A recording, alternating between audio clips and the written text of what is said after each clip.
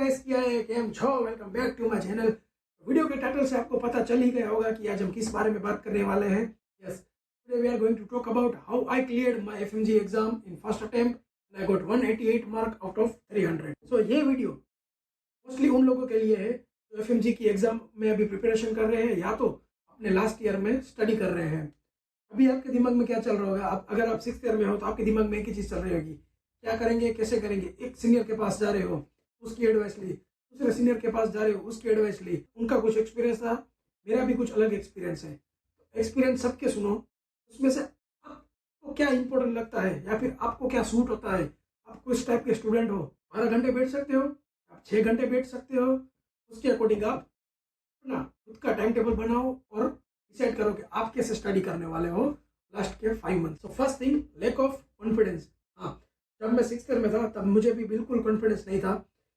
इतने सारे थॉट्स के बीच में मैं घूमता रहता था, कैसे करूँगा, क्या करूँगा, 19 सब्जेक्ट से 5 महीने, इतना कम टाइम में इतने सारे सब्जेक्ट कैसे करूँगा। Let's talk about why I decided to join मिस्ट। तो मैंने मिस्ट इसीलिए ज्वाइन किया क्योंकि सीनियर से मुझे अच्छा रिव्यू मिला मिस्ट का। मैं उस स्टूडेंट की कैटेगरी में आता हूँ जो एग्जाम के 1 महीने पहले पढ़ते हैं और एग्जाम क्लियर करते हैं, राइट। और मैं कभी अपने आप से ऐसा स्टूडेंट नहीं हूँ कि मैं कभी अपने आप से बुक खोली और पढ़ने लग गया, राइट। तो कोचिंग मैंने इसीलिए स्टार्ट की, अगर मैं कोचिंग में जाऊँगा, राइट, एक फिक्स टाइम टेबल होगा और उसके अकॉर्डिंग मैं अपनी स्टडी करता रहूँगा। तो इसकी वजह से मैंने मिस्ट ज्वाइन किया। 3 महीनों में क्या किया कोचिंग में, अभी इस 3 महीनों में मैंने अपनी नोट्स बना ली। 3 नोट्स में से अभी पढ़ना है, रिवाइज करना है, सारी चीज़ें अभी मेरी ये नोट्स ही है। How I started my revision. पहले मैंने अपने बेसिक सब्जेक्ट्स हैं जो, उसका मैंने रिविजन स्टार्ट किया, राइट। एनाटॉमी है, बायोकेम है, patho, physio, pharma, forensic medicine. तो मैंने इनका रिविजन स्टार्ट किया। तो सेकंड हाफ में जो मेरे मेजर सब्जेक्ट है, ऑप्शन गायनिक, सर्जरी, ईएसएम, मैंने इन पे फोकस स्टार्ट किया और इनका रिविजन स्टार्ट किया, राइट। और फिर उसके बाद एटी था, हाँ, 12 से 13 सब्जेक्ट्स ही मैंने स्टडी किए थे। वैसे बहुत सारे लोगों को भी लग रहा होगा कि 12-13 सब्जेक्ट करके ये कैसे पास हो गया, right. Now let's talk about the subject which I left, right. तो मैंने माइनर सब्जेक्ट में भी 4 सब्जेक्ट लेफ्ट किए थे, एनेस्थेसिया में पढ़ के गया था वर्ड टू वर्ड लाइन में। और जो ये 4 सब्जेक्ट थे जो मैं अच्छे से नहीं पढ़ा था लाइन टू लाइन, उसमें से मैंने जो वीकली एग्जाम्स दी थी उसमें जो एमसीक्यू आए थे उसके बारे में मुझे पता था। फिर कुछ वन लाइनर्स मैंने पढ़े थे, क्लासेस में मेरे पास उसकी नोट्स थी, पैसिव नॉलेज था। अभी भी आपको एग्जांपल देता हूँ कि मैं एक्चुअली जो मैं सब्जेक्ट ये छोड़ के गया था, छोड़ के तो नहीं बोल सकता, लेकिन मैं वर्ड टू वर्ड नहीं पढ़ के गया था। तो उसका कैसे मैनेज किया एग्जाम में, राइट। जब मुझे डर्मा का क्वेश्चन आया, इमेज बेस्ड क्वेश्चन, इम्पेटिक होगा, राइट, तो मुझे नहीं पता था, मैंने पढ़ा तो नहीं था, राइट, लेकिन मैंने एमसीक्यूज हर वीकली मैंने एमसीक्यूज दिए हुए थे। तो जब मैं डर्मा के वीकली एमसीक्यू दिए थे अभी भी इमेज बेस्ड क्वेश्चन में ये सारे आ गए थे और वो मेरी विजुअल मेमोरी बन गई थी, राइट। तो एग्जाम में मुझे उसका आंसर मिल गया। तो ऐसे 2-3 इमेज बेस्ड क्वेश्चन थे डर्मा के, वो आ गए, रेडियो के क्वेश्चन थे वो भी आ गए, राइट। तो ऐसे करके जो मैंने सब्जेक्ट छोड़ भी दिए थे, लेकिन मैं नहीं बोलता उसको कम्प्लीटली छोड़ दो, कम्प्लीटली कोई भी कुछ भी नहीं छोड़ना है, राइट।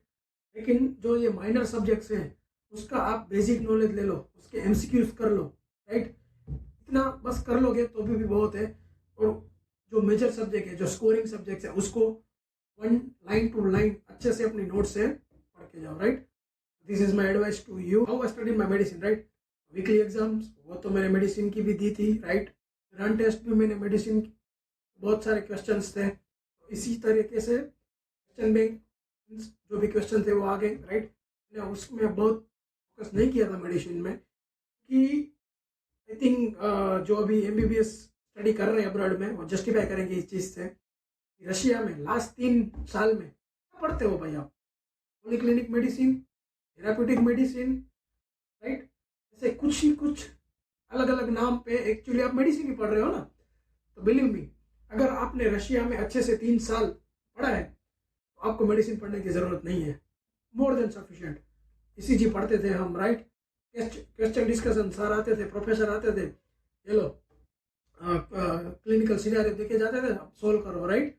फिर हम क्या करते थे, सोल्व करते थे, ईसीजी सोल्व करते थे। तो आपके लिए बहुत सही है। अगर आपने अच्छे से नहीं पढ़ा तो मैं रिकमेंड करूंगा कि एटलीस्ट 1 लाइनर पढ़ लो आप मेडिसिन में से, कुछ ना कुछ मेडिसिन से एटलीस्ट बेसिक नॉलेज आप गेन कर लो मेडिसिन का, राइट।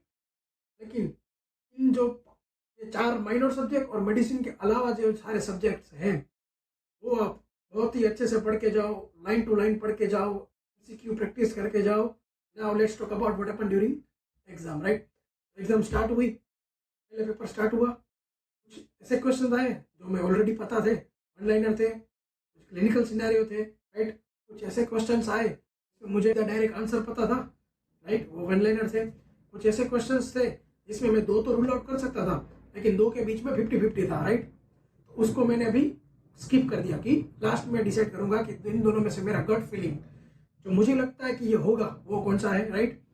फिर उसमें 3 नहीं आते थे, तो ये जो 2 नहीं आते थे, 3 नहीं आते थे, मैंने मोस्टली वो लास्ट के लिए रख दिए थे। So now let's talk about ऐसे क्वेश्चन जिसके पास आपका 50-50 चांस है, राइट।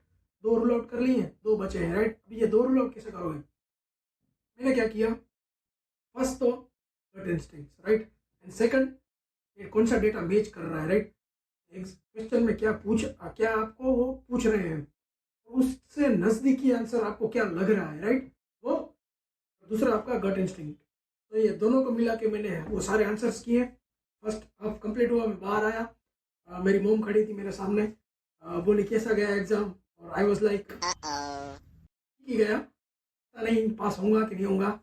मोम ने मोटिवेट किया, कोई बात नहीं, जैसा हो, जितने आंसर आए अच्छे से दे, दिमाग अभी ठंडा रख, स्ट्रेस मत ले। सेकंड सेशन स्टार्ट हुआ, और जैसे ही सेकंड सेशन में देने बैठा, right, so most of the questions के क्वेश्चन आ रहे हैं वन लाइनर, ENT के वन लाइनर आ रहे हैं, कुछ इमेज बेस्ड ENT के आ रहे हैं, राइट, डर्मा के ये कुछ आ रहे हैं, कोफ्टा के कुछ आ रहे हैं।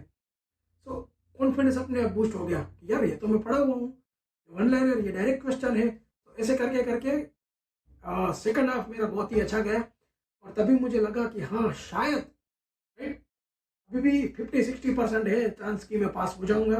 जब फिनिश हो गई, घर आ गया मैं, और 2-3 दिन के बाद सब कैसा गया, क्या हुआ, इसमें क्या लिखा तूने आंसर, इसमें क्या लिखा तूने आंसर, राइट।